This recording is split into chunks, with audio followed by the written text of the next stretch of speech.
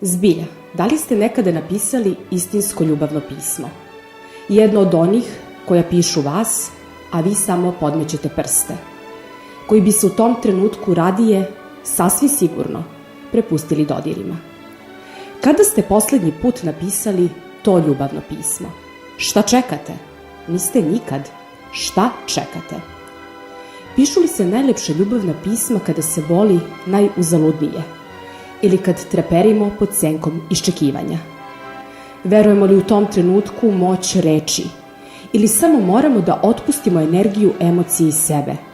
Ne bi li ona na kraju, kao kafeni talog, ostala samo mutno obećanje još sumnjivijeg proročanstva? Ne mora to pismo da bude pažljivo crtano na listu hartije. Može da stigne i na željenu elektronsku adresu. To je tek trenutak koji označava klik.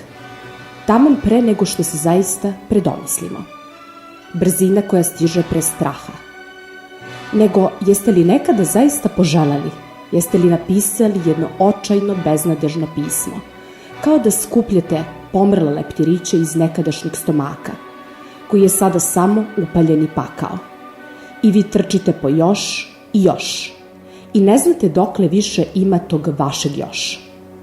Jeste li nekad napisali nesrećno, zaljubljeno pismo ili pismo koje čeka povratak i ponovni susret?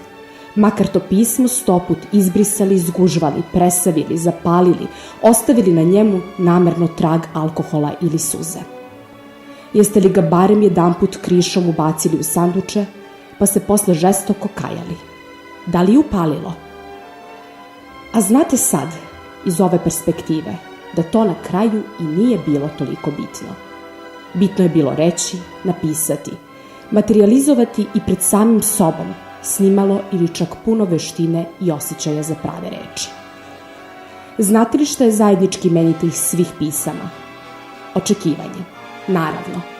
Onda stidljivo, prepoznavanje, pa skriveno, jedno fiktivno, iako delotvorno, sugestivno olakšanje.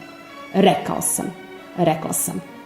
Nešto se reklo, tako da više ne postoji samo u fiktivnim prostorima koji uvek dele kada se pisma u pitanju ili tek treba da spoje.